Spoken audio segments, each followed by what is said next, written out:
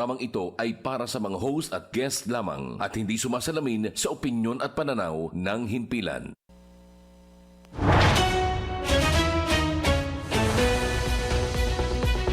Point of order. Ano nga ba ang kahulugan nito? Ito ay tanong sa isang pulong o debate na may proseso na sinusunod. Pero sa pagkakataong ito, bibigyang pagkakataon natin ang taong bayan ang magtanong. Abay, ano nga ba ang katotohanan sa likod ng bawat issue? Sino ang panalo, sino ang dehado sa bawat diskurso? Ang mahalaga, mabigyang linaw ang usaping agaw atensyon sa publiko. Dexter Ganibe po, hayaan niyong dalhin ko kayo sa mga usaping dapat alam ninyo. Dito sa Point of Order.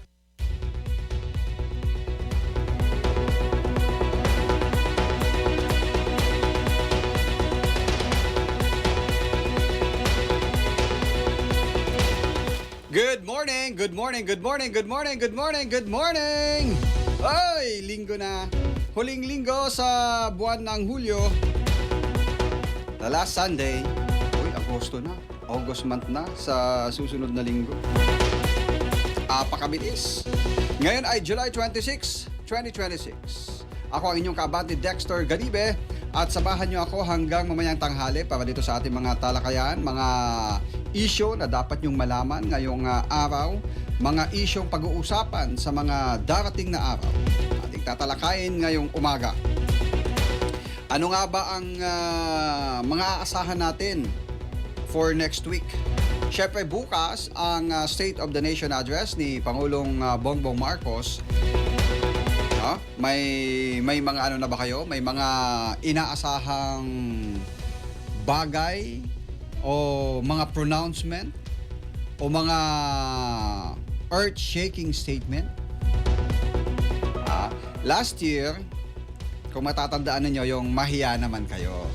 Nung ibinunyag ng Pangulo ang nakakagalit na impormasyon na bilyong piso o trilyon nga ang nakulimbat ng ilan mula doon sa mga maanumalyang flood control project. Kaya sabi niya, mahiya naman kayo. And then bago niyan, yung mas nauna pa niya, di ba, yung kanyang statement about sa Pogo, yung pagtigil niya sa Pogo. Yan. So baka mamaya, bukas, meron na naman siyang bagong babanggitin na mga usapin o mga issue. Ano kaya ito? Yung mga opisyal natin sa Kamara, sa Senado, nagbigay na ng kanilang tawag dito, mga expectations. Yan. Meron yung mga nagsusulong na sana sa halip na sona. Meron din yung mga umaasa na tatalakayin ng Pangulo ang mga hakbang tungo sa pagbawi para makabawi ang ating ekonomiya. Meron din mga umaasa na sana mailatag na niya yung mga instructions niya, mga pagbabago na kailangan may patupad, may isabatas para hindi na maulit yung binanggit niya na mahiya naman kayo. May mga nagbanggit din kaugnay ng mga posibleng plano ng kanyang pamahalaan, kaugnay naman doon sa, syempre una yung sinabi natin sa ekonomiya, and then yung sa mga anti-corruption issues, yung sa impeachment, mukhang hindi na natin asahan yan. Mukhang hindi natin asahan dahil hindi naman trabaho ng executive ang mag-prosecute, ang mag-litis, ang mag-trial, kundi ang trabaho po yan ng Senado. Sabi nga ni Senate President Win Gatchalian, sole na trabaho ng Senado ang maglitis nito, habang ang House naman ang siyang nagawa na nila o yung pag-prosecute, at kasalukuyang ginagawa ang pagpo-prosecute sa Vice Presidente.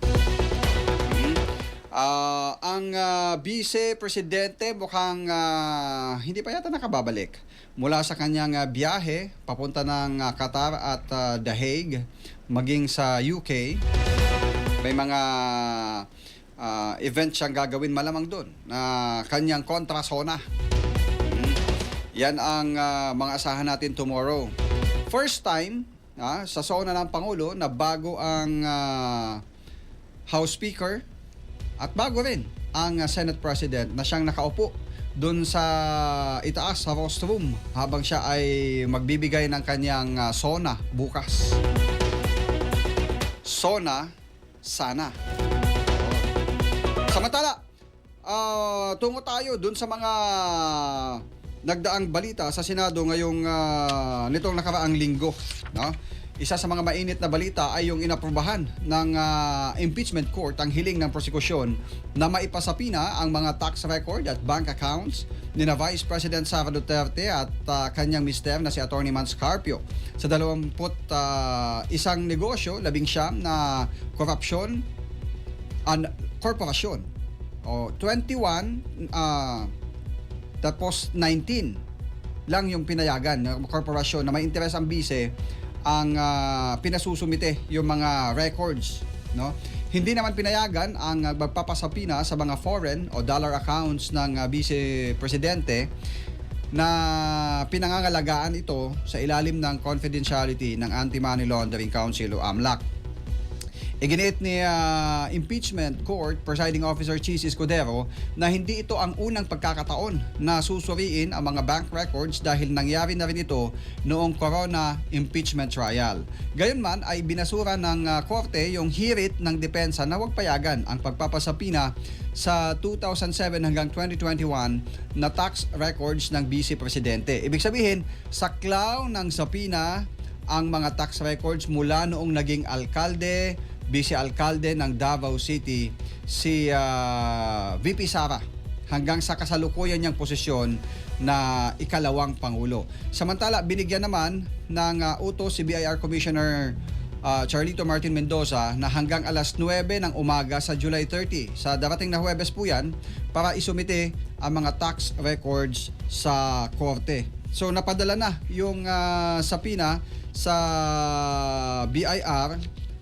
So nasa BIR na ngayon ang bola para hilingin sa Pangulo na payagan siyang ilabas o isumite sa impeachment court yung tax records ng Vice Presidente dahil nasa Pangulo lang ng Pilipinas ang pagpapasya kung pagbibigyan na isa publiko ang isang tax record.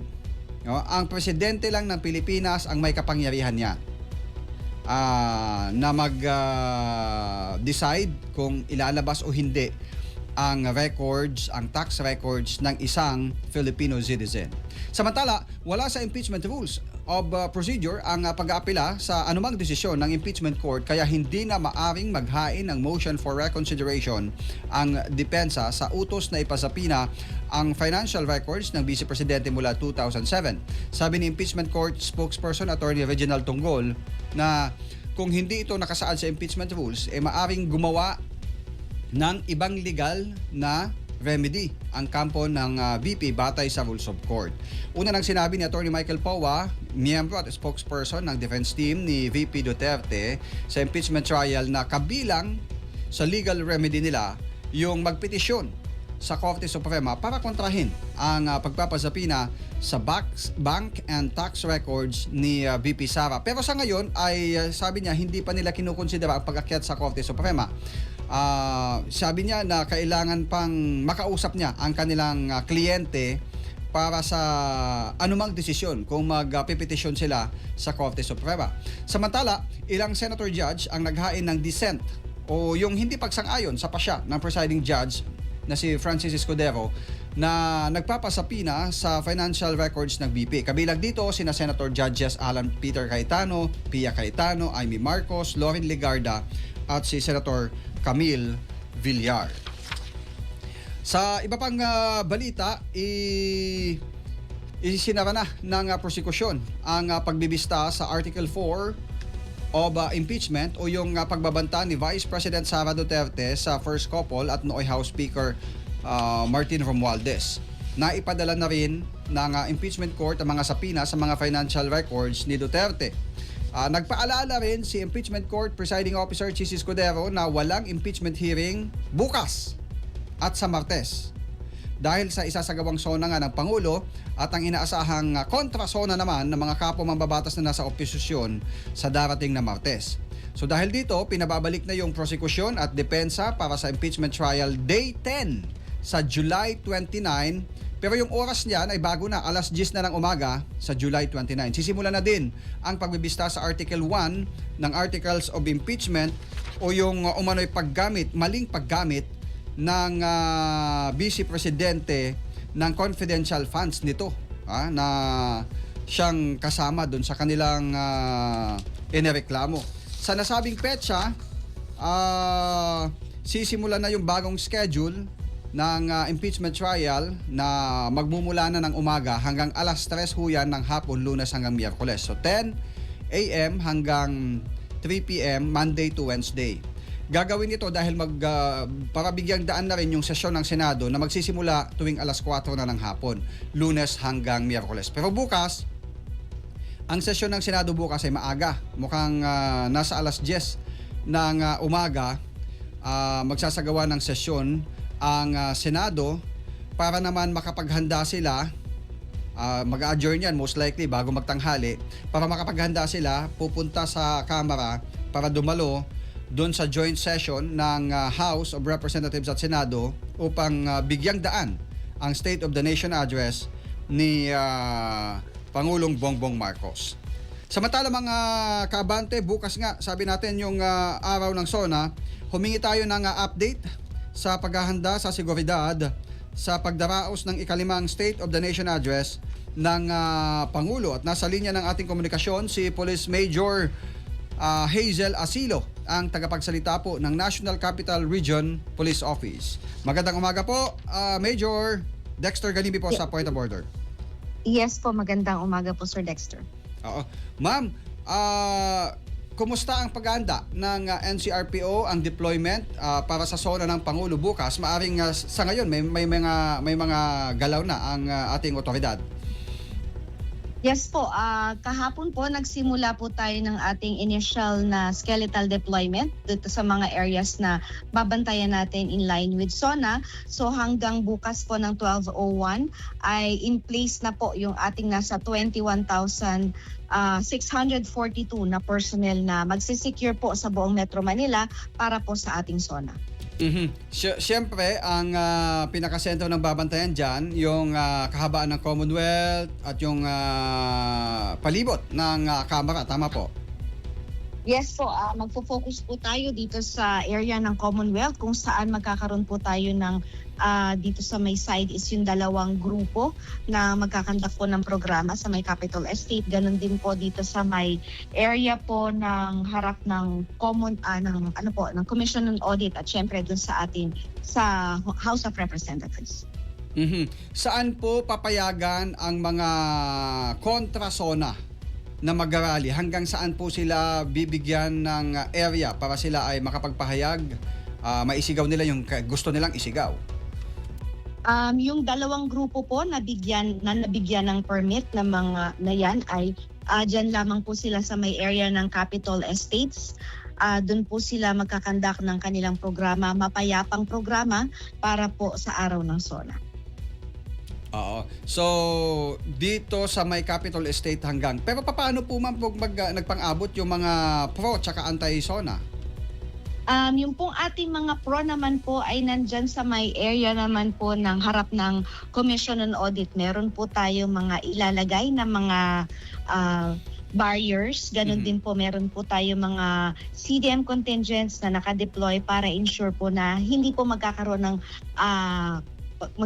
ng pagka-clash or pang-abot itong ating dalawang grupo para maiwasan po natin ang hindi inaasahang gulo. So, for clarification, ang pro, ang mga susuporta sa administrasyon ng mga rally ay dyan sa tapat ng Commission on Audit. Commission on Audit.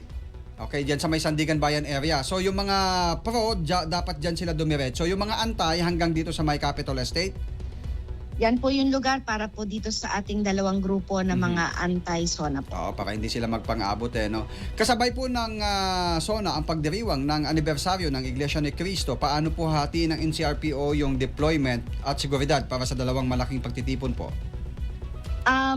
Yun naman pong sa anniversary po ng INC, wala po tayong information na magkakaroon po sila ng activity outside po doon sa kanilang central temple. So wala po tayong, maliban po doon sa usual na deployment natin within the area na kasabay po ng ating SONA, wala naman po tayong iba pang deployment para po sa INC na anniversary.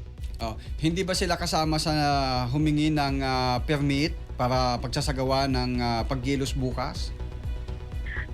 Based po sa last po nating monitoring, wala po dahil ang gagawin po nila ay solemn na pagdiriwang po ng kanilang anniversary. So far, Major, ilan ang grupo o ilang grupo ng anti at ilang grupo ng pro ang nabigyan ng permit para makapag-rally bukas? Meron po tayong 3 grupo na nabigyan ng permit, yun pong Better Brighter Movement, at yung na magkakaroon po ng kanilang ang venue po nila ay dito sa may Commission on Audit. Ganun din naman po yung ating Sanlakas at Bayan dito po sa may Capitol Estate. Mayroon po bang partikular na koordinasyon ang NCRPO sa pamunuan ng INC at sa mga organizer ng mga magsasagawa ng rally upang maiwasan yung anumang aberya bukas? Wala pong koordinasyon sa INC since sabi ko nga po wala po silang ikakandak na mga rally maliban po sa kanilang anniversary celebration doon po sa kanilang templo, sa kanilang central temple po. Yun naman po mga organizers natin doon sa atin pong mga magaganap na mga pagtitipon bukas. Meron po tayong koordinasyon sa kanila, katuwang po ang Quezon City government, kung kaya po nakapag-conduct po tayo, meron po tayong mga ilalatag na kaukulang security preparation para ensure na magiging mapayapa at maayos po yung kanilang mga kilos protesta.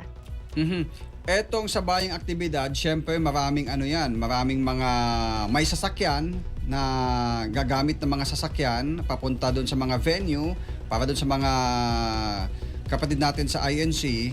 Syempre papunta sila doon sa kanilang venue, may mga sasakyan yan. Pati yung mga dadalo sa SONA ng Pangulo ay nakasasakyan. Paano po yung pagtitiyak yung para sa mga trapiko at sa seguridad sa Metro Manila? Yung koordinasyon po ninyo sa MMDA para mas maging maayos yung traffic, lalo na dyan sa may kahabaan ng Commonwealth Avenue.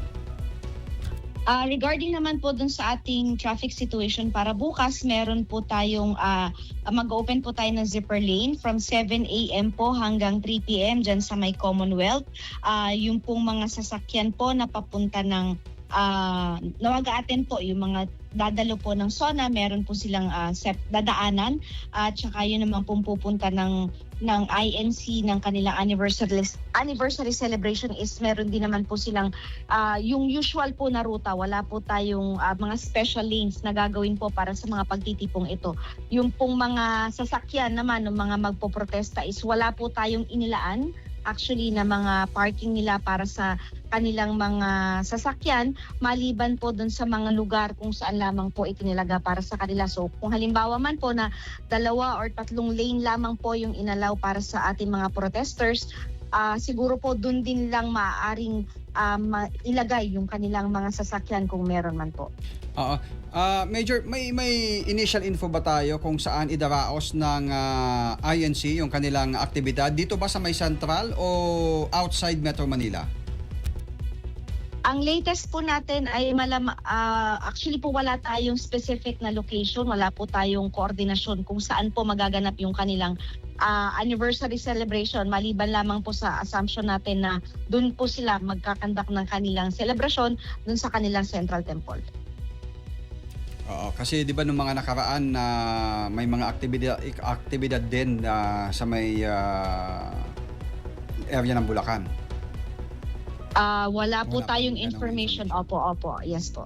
Okay, ma'am, panawagan niyo po sa ating mga kababayan, sa mga dadalo sa rally, sa mga hindi naman nakapag-decide pa kung lalabas o hindi, at sa mga kababayan natin na miyembro ng INC para sa bayang aktibidad tomorrow. Go ahead po, ma'am. You have the time po.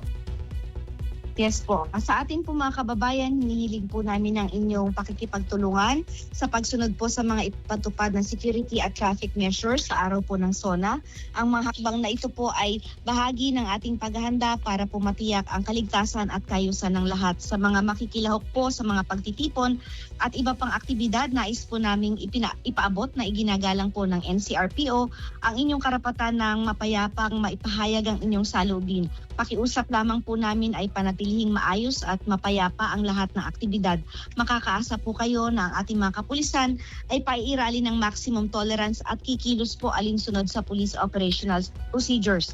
Para naman po sa ating mga commuters, asahan po ninyo ang pansamantalang pagbabago sa daloy ng trapiko at sa ilang lugar, lalo na po dyan sa may area ng Commonwealth. Kaya hinihikayat po namin kayong planuhin ng maaga ang inyong biyahe at sundin po ang mga official na traffic advisories para maging mas maayos po ang inyong paglalakbay. Maaari nyo po makita yung ating mga temporary road closures, maging yung mga alternate routes natin sa site po ng MMDA, ganun din po sa Quezon City, ganun din po sa amin sa page po ng NCRPO para po sa inyong information.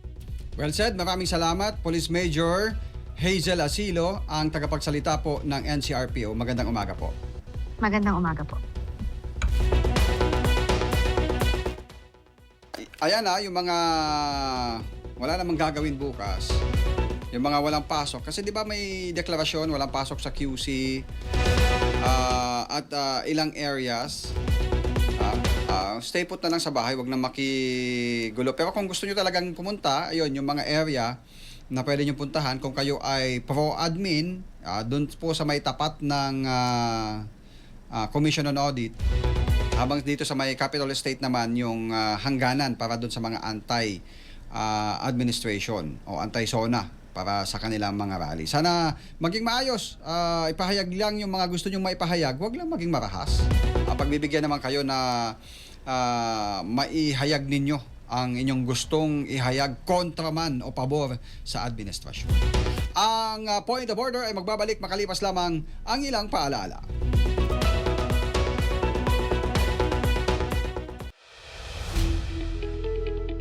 Natanggap mo na ba ang memo? Magandang umaga mga kababayan. Maghahatid ng mahalagang impormasyon sa sambayanang Pilipino. Especially for public officials who we vote into office. Makakasama natin ang batikan, pinagkakatiwalaan at haligi ng industriya. Corina Sanchez Rojas. Memo, 8 to 9 a.m. Monday to Friday. Simulcast on Billionaire News Channel at mapapakinggan rin sa Mellow 947 BFM. Best friend mo, dito lang sa Abante. Kasama mo!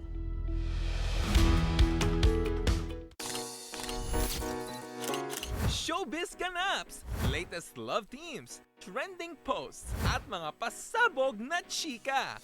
Mabilis na rundown at matapang na reaksyon. Dito ka, ang chikang hindi bitin. Aban Tililing! Kasama si Ray Fresh Pumaloy. Tuwing weekends 11 a.m. hanggang 12 noon. Sagot namin ang weekend chika mo dito sa Abante. Kasama mo. Abante Reels. Binalot ng makapal na usok ang runway ng Saint Laurent sa pagbubukas ng Paris Men's Fashion Week sa isang show na pinag-usapan dahil sa kakaibang presentasyon nito. Sa ilalim ng creative direction ni Anthony Vaccarello, rumampa ang mga modelo sa gitna ng fog installation na likha ng Japanese artist na si Fujiko Nakaya na nagbigay ng misteryoso at dramatic na dating sa buong palabas. Tampok sa koleksyon ang maluluwag na tailoring, maukulay na oversized tops, shimmering gold coats. Ayon kay Vaccarello, ang koleksyon ay tungkol sa balanse ng pagiging elegante at mapangahas habang ipinapakita ang bagong direksyon ng modernong menswear. Sa Paris Men's Fashion Week, muling pinatunayan ng Saint Laurent na sa mundo ng fashion, hindi lamang damit ang nagbibigay ng pahayag, pati ang mismong entablado.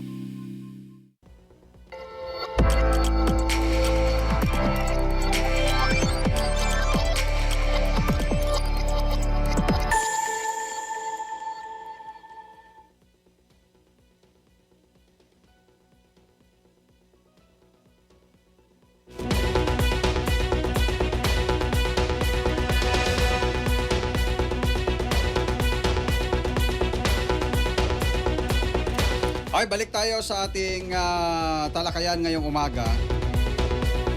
Dito sa Point of Order, kasama pa rin Dexter Ganibe.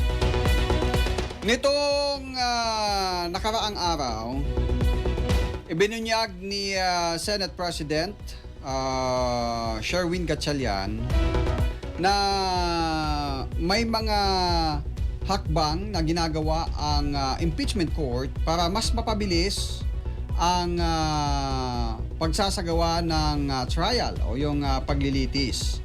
Doon sa original na calendar ng impeachment court, no, ay nakalagay doon yung siyempre pag mga ganyang kaso, mauuna talaga yung prosecution na maghain ng kanilang mga ebidensya, magsalang ng mga testigo para palakasin yung kanilang ebidensya laban dun sa taong kanilang isinasakdal, no?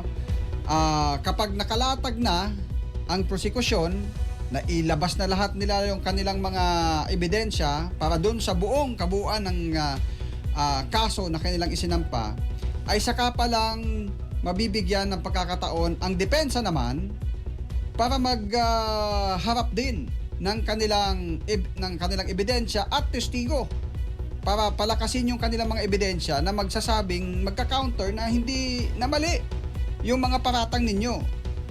Ganun yon, tatapusin lahat yon. So mayroong 4 na articles of impeachment ang nakasampa ngayon sa impeachment court. Ang Article 1, yung ang nauna na yung Article 4, yung pag di umano'y pag babanta ng Vice Presidente sa buhay ng first couple at ng dating ang nooy House Speaker Martin Romualdez. So natapos na nila. Doon sa pre-trial order, bawat panig ang prosekusyon at ang depensa, naglagay sila ng kanilang computation kung ilang araw nila matatapos ang pagbibista para sa bawat article. Ang prosecution, ang binigay nila ay 11 trial days para doon sa Article 4. No? Pero natapos nila yan ng 6 na araw lang, na 6 trial days. So, kung pagbabasihan, yung pre-trial order, dapat pagkatapos ng Article 4 ay isusunod na ng prosecution ang pagbibista naman para talakayin ang mga ebidensya at magsalang ng testigo para doon sa Article 1 o yung maling paggamit di umano ng bise doon sa kanyang confidential funds. Pero nitong nagdaang araw, sinabi ni SP Win na mukhang mababago yung ganong estilo na prosecution, ilalatag lahat, Article 4, Article 1, Article 2, Article 3, tatapusin nila lahat yun. Mababago yun. Yun ako na lang suggestion para mas mapabilis.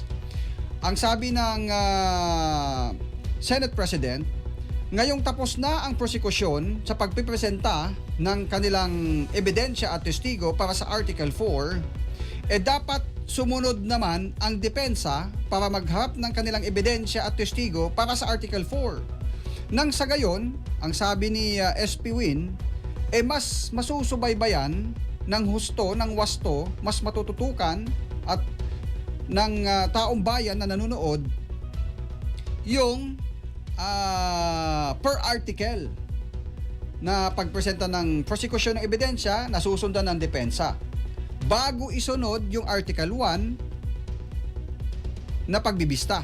Ganon din, prosecution and defense. Ganon yung kanilang suggestion. So hinihintay na lamang ngayon ng impeachment court ang depensa at ang prosecution kung ano ang komento nila, kung payag ba sila sa ganong estilo. Mga kaabante, nasa linya ng ating komunikasyon ngayon ang tagapagsalita ng prosekusyon, si Attorney Benjamin Tolosa Jr. Magandang umaga po, Attorney. Sir Ed, magandang umaga din sa lahat ng inyong mga taga-subaybay. Attorney, welcome sa ating programang Point of Order.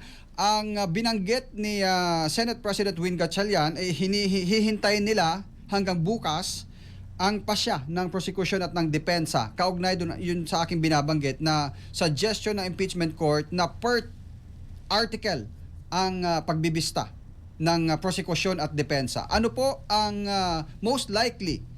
Susuportahan ba ito ng prosecution panel? Well, kasalukuyan pa hong pinag-uusapan yan, no? Ng prosecution panel dahil meron din ho itong pros and cons, ano? As much as possible, gusto naman namin pagbigyan, no? Yung suggestion ng impeachment court, no? Kaya lang, merong pros and cons ito. For example, una-una, ang pinaghandaan na natin, no, yung format na prosecution muna. So, pinaghandaan namin kasi tulad ng stated last week, no, we're supposed to present yung evidence natin, no, patungo na dito sa confidential funds. So nandun yung focus natin, no, nandun ang paghahanda natin. So ngayon medyo maiiba kung kailangan naman ng paghandaan is yung ebidensya na pipresenta ng kabila, no. But just the same, patuloy yan ang diskusyon namin tukol dito, and by tomorrow, no, I think inaasahan na both parties will inform the court, no, kung ano yung magiging decision dito. Oo. Ang pag-i-inform nyo is through a comment or manifestation, attorney? Most probably, no, kasi dahil walang hearing, no, na tomorrow, so most probably. Although, kasi nung pinag-usapan yan, it was just ano lang siya, no, I don't know if I could say medyo informally, no, because it was not during the hearing. Hindi siya sa proper, open ano. court na banggit ng Senate President o ng presiding Yes. officer. Tama. So yung kung pag-communicate ng mga parties dun sa decision, since walang hearing tomorrow, I'm not sure kung magkakaroon ng pagkakataon na i-communicate it other than through a written manifestation. But we'll see, no, we'll make the proper announcements once that has been made. Oo. Nabanggit nyo yung mga disadvantages pagdating sa inyong part dun sa suggestion na ito ng impeachment court. Ano naman sa tingin nyo yung mga most likely na advantages, siguro not on your part, though kasama na sa part ninyo at saka sa mga nanonood na taumbayan? Well, we agree naman din, no, dun sa observation or sentiment, no, na nasabi ni Senate President Win Gatchalian na tulad nung nasabi mo nga kanina, baka mas maging madaling masundan at madaling maunawaan din, no, para sa mga kababayan natin kung pagkatapos narinig ang ebidensya ng prosecution para sa isang article sa impeachment, ay kasunod na maririnig naman na nila kung ano man ang magiging ebidensya naman na mailalatag naman, no, bilang kasagutan ng depensa. So we also see merit in that. That's also why we're seriously considering, no, this alternative procedure or order of presentation of evidence. Pero kung wala pa mang pasya ang impeachment court, nakahanda na rin ang prosecution para sa pagbibista dito sa Article 1 o yung maling paggamit ng confidential fund pagdating ng July 29. Tama ho yan, no? So in fact, meron na tayong 3 unang witnesses na binanggit natin na isusunod nating iupo bilang testigo, no? Yung 2 from branch managers ng Land Bank, no? Tapos yung isang director for Legislative Archives naman, no, ng House of Representatives. Oo. So far, dito sa Article 1, tama po, di ba yung Article 4, 11 days ang sinuggest ng prosecution para sa trial days. Pero nagawa niyong tapusin in just 6 trial days. Dito naman sa Article 1, attorney, mga ilang trial days ang igugugol ng prosecution if ever? Okay. Ang binigay sa atin dyan, mga around 30 days, no? Dahil, ano ho kasi to, medyo komplikado din to. Itong article na to, it involves liquidation process ng COA, no? Pagdating sa confidential fund. So, kakailanganin ng daming ebidensya, testigong uupo. Pero tulad ho ng ginawa namin dun sa paglatag namin ng ebidensya sa grave threats, sisikapin din ho naming mas mapaiksi din, no, yung araw na kakailanganin paglatag ng ebidensya dito. So, same din ho, hangga't maaari, hindi na iupo lahat ng mga witnesses, no, kapag meron ng naunang witness na na-cover na yung testimony nung iba pa na listed na witnesses, so i-waive na din namin yung presentation ng iba dahil sang-ayon naman din kami, no, sa kagustuhan ng impeachment court at mga kababayan natin na mas mainam para sa ating lahat kung pwede nating paiksian, no, yung oras na gugugulin dito at pabilisin lalo ang takbo ng impeachment process. So far, mga ilang testigo ang iharap po ulit para sa Article 1? Ang binigay ho sa atin dyan ay 30 days, 30 hearing days. Ang Pero, testigo ay... more or less, ganyan din ho yan karami, no? But, kasi di ba we will- one witness per day. Pero pag sinabi Oo. nating 30 days kasi hindi naman ibig sabihin nun 30 days isang buwan. Ito ay tatakbo ng more or less 2.5 buwan. Dahil kung titignan natin yung schedule na Monday to Wednesday, sa isang buwan makakalabindalawa lang kayo na hearing days. Tama ho yun, tama yun. But sinisigurado naman namin na yun nga ho, no, talagang pipilitin ho natin na mapaiksi substantially. Tulad ho nung dun sa grave threats, maalala natin ang na-waive namin dun, mga 5 to 6 witnesses, no? 3 witness na lang present namin instead of around 10 dapat yan. So, same din naman ho yung layunin namin dito na mapabilis. Ayun, oo. So, by Wednesday, ano't ano man ang maging desisyon, nakahanda para sa Article 1 na simulan. Pero kung magde-decide ang impeachment court na depends muna para sa Article 4, ready din naman po kayo para sa mag-cross doon sa mga testigo ng defense. Tama ko yan, Sir Dexter. Although ang understanding ko ho dyan is kung ang desisyon, no, ay papalitan yung presentation of order of presentation of evidence. So ang susunod na magpresenta ay ang depensa. Ang pagkakaintindi ko, bibigyan muna sila ng oras, no, para makapagprepara, no, kasi naghihingi sila sa ganyang situation ng karagdagang oras para mag-prepare, no. I think so kung gano'n ang mangyayari, mukhang hindi magkakaroon ng presentation ng witness sa Wednesday, no. I-move pa yan. Magiging sa first Monday na ng August. Most likely. Oo, mukhang gano'n na nga ang mangyayari Oo. dyan. Oo. Maiba tayo, attorney, dun sa naging komento ng presiding officer nung nakaraan dahil napansin nga niya na kayong dalawa ni Attorney Michael Powa na tumatayong tagapagsalita ng prosekusyon at ng depensa parehong miyembro rin ng counsel ng prosekusyon at ng depensa at binibigyan kayo ng opsyon kung bitiwan yung pagiging spokesperson at magtalaga ng panibago na hindi kasama doon sa mga registered na counsel for the prosecution at ng defense. Ano po ang stand nyo po dito at ano ang stand ng buong panel of prosecutors? Well, una-una ho, no, nagpapasalamat kami dun sa reminder, no, ng presiding officer po ukol sa bagay na to at sisiguraduhin ho namin lalo kaming mag-iingat, no, sa aming mga bibitawang mga salita at sagot sa mga katanungan ng media, no, para masiguradong hindi natin ma-violate yung sub judice rule. Ngayon ho,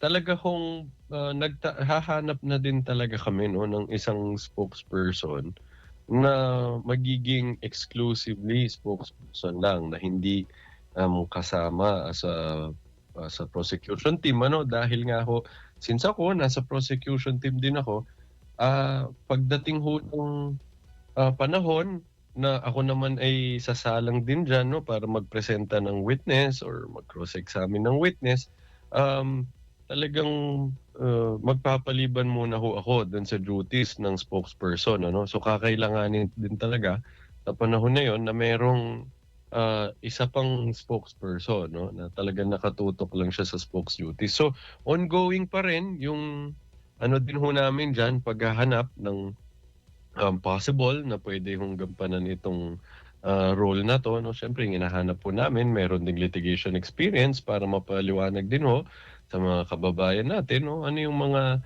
nangyayari na medyo technical dito sa paglilitis na 'to. So but in the meantime habang hanap kami 'no, mukhang patuloy muna ho ako na mag-act din both as a spokesperson and private prosecutor 'no. Kasama din ho nung mga ibang spokespersons 'no na tinalaga tulad ho nila former Kong Ace Barbers, si Kong Zia Alonto Adyong, tsaka si Kong Rene Ko, no? Pero, attorney, pag ikaw ay spokesperson at hindi miyembro ng registered counsel, either sa prosecution or defense, pwede bang kahit papaano pwede ba niyang pag yung isang spokesperson na ito pwede ba niyang makalkal ng konti kahit pahapyawan lang, o talagang hindi din talaga pwede ma-discuss yung no. merito?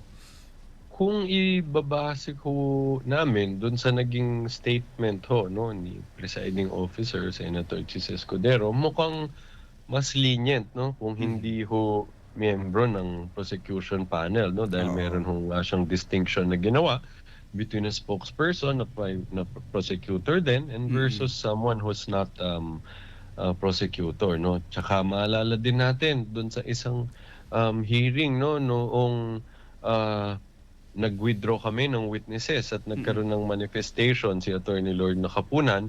Nung sumunod na hearing, meron naging komento si Senator Judge Alan Peter Cayetano na sinabi niya, well, yung mga ganyang bagay, pwede nyo namang discuss yan no doon sa mga interviews nyo or press conferences no, at ito din ay sinang-ayunan ni presiding officer no, Senator Chis Escudero. So mukhang lumalabas, mukhang mas may leeway kumbaga no pagdating sa mga spokesperson na hindi parte ng prosecution panel. Oo. Pero yung paalala ng presiding hindi lang sa inyo ni Attorney Powa, pati maging members ng mga registered counsel ay dapat maging maingat sa na hindi mabanggit o hindi makapagbigay ng mga pahayag na may kinalaman sa merito ng kaso. Mukhang ganun nga ho no ang lumalabas so dahil it applies to all naman ho yan no basta parte ho ng the parties and their councils no and of course including the senator judges also. Okay, well said. Oo, maraming salamat po sa inyong oras, attorney. Asahan namin ang inyong siguro mag-abang na lang kami bukas kung ano yung maisusumiting manifestation siguro ng defense or prosecution kaugnay dito nga sa isinasuggest ng impeachment court na pagbabago sa magiging takbo ng trial ng impeachment laban kay Vice Presidente. Maraming salamat, Attorney Benjamin Tolosa Jr. Maraming salamat din sa pagkakataon at magandang umaga ulit. Ayan, si Attorney Benjamin Tolosa Jr. ang tagapagsalita ng Panel of Prosecutors. Naghatid sa ating oras na 15 minuto na lamang bago sumapit ang tanghaling tapat. Diyan naman kayo at kami po ay magbabalik makalipas lamang ang ilang mga paalala.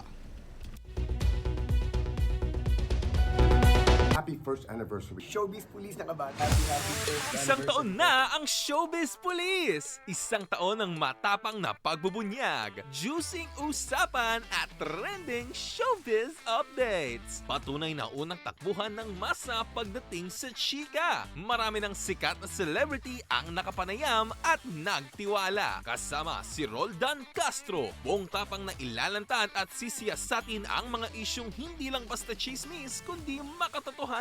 May linaw at walang pinapanigan. Showbiz Police! Sabado hanggang Linggo, 2 p.m. hanggang 3 p.m.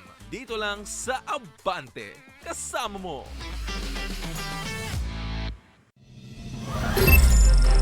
Sa mahahalagang balita at mga isyung dapat bantayan, kaagapay ng bawat Pilipino, ang Abante. Mula umaga hanggang gabi, hatid namin ang mga balita at kwentong dapat abangan.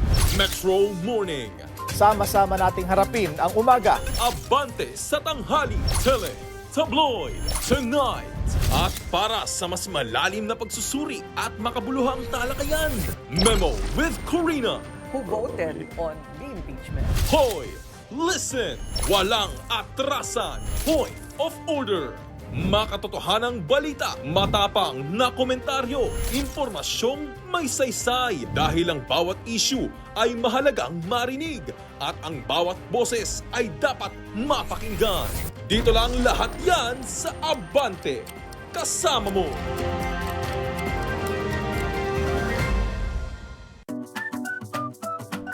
Gulong-gulo sa mga kaganapan, hindi alam kung paano sisimulan, o mga out-of-town trips na pinapangarap mong marating. Lahat ng yan ating aalamin sa FYI, For Your Information, kasama sina Francis Folve at Raya Kapulong. Lunes hanggang Biyernes, 11 a.m. to 12 noon. dito lang sa Abante. Kasama mo!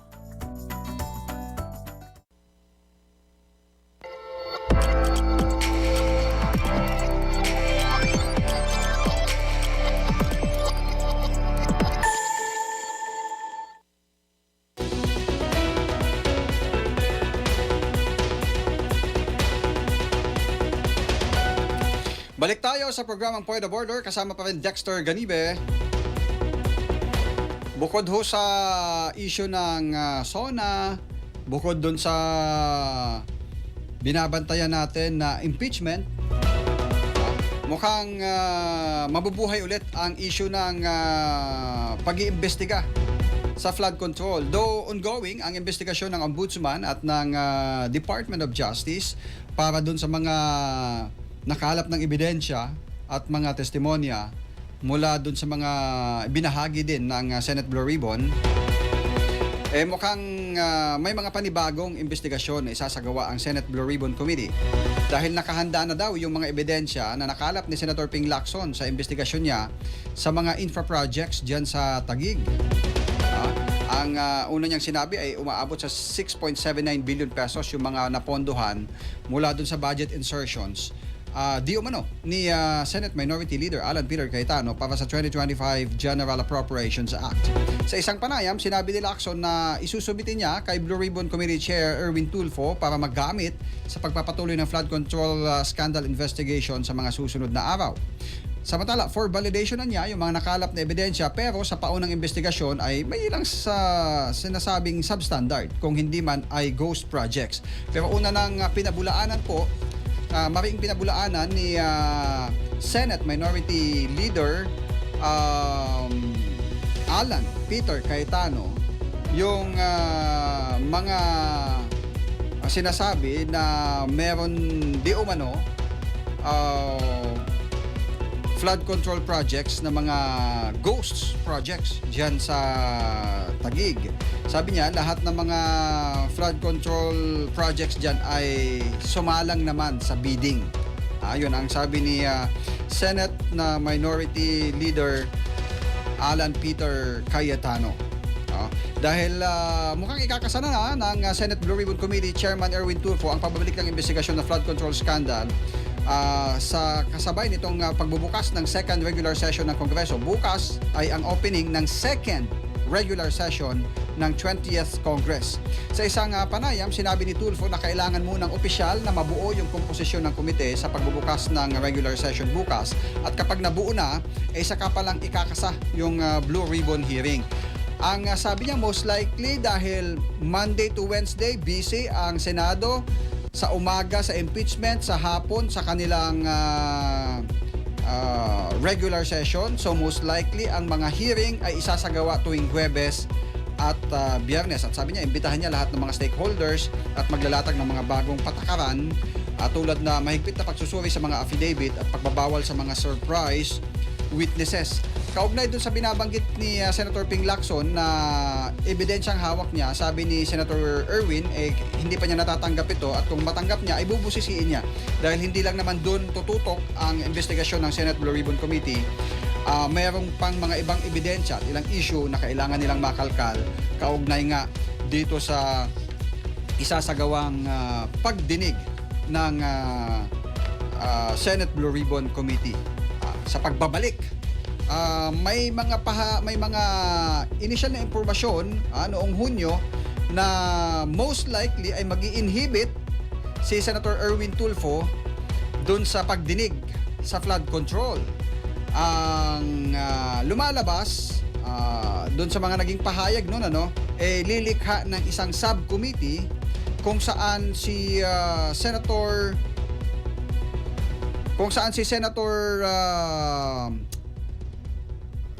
Francis Pangilinan, yon ang siyang tatayong chairman ng subcommittee na siyang tututok doon sa mga issue ng flood control scandal.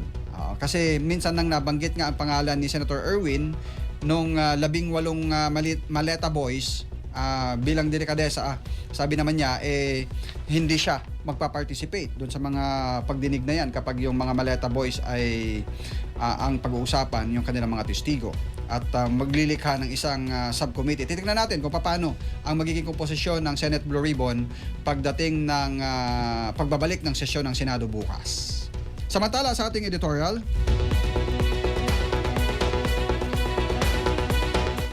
sa State of the Nation Address o SONA ni Pangulong Ferdinand Marcos Jr. bukas, inaasahan ng publiko ang higit pa sa mga pangako at matitinding pahayag. Kung nung nakaraang SONA, tumatak ang kanyang panawagang mahiya naman kayo bilang babala sa mga sangkot-umano sa mga katiwalian, partikular na sa mga questionabling flood control projects. Makalipas po ang isang taon, natural lamang na itanong ng taong bayan kung ang matapang na pananalitang yan ay nasundan ba ng konkretong hakbang. Ang tanong, may naipakulong na ba? Abay, meron naman. May mga kasong naisampa na ba? Meron din. At may mga nakuhang pondo bang naibalik sa taong bayan?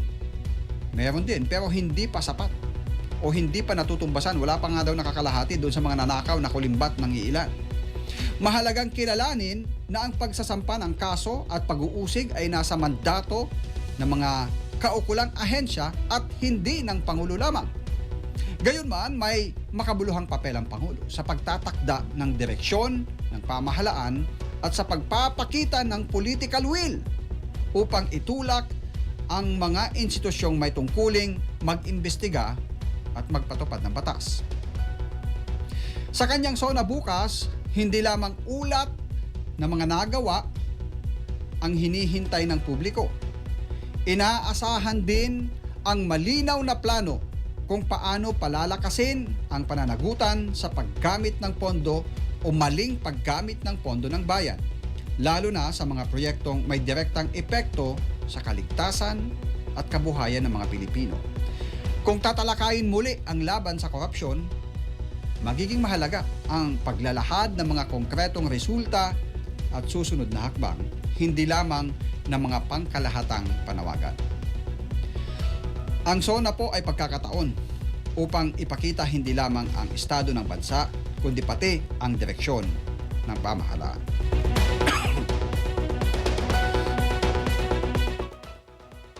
Ang pinakamahalagang mensahe ay hindi nasusukat sa lakas ng palakpakan, kundi sa lawak ng tiwalang maibabalik sa mamamayan. Sa huli, ang tunay na sukatan ng pamumuno ay hindi ang talas ng mga salita, kundi ang kakayahang maisalin ang mga ito sa patas, malinaw, at epektibong pagkilos. At yan ang Point of Order ngayong huling linggo ng Hulyo hanggang sa susunod na buwan ng Agosto. Ako si Dexter Ganibe. Magandang tanghali.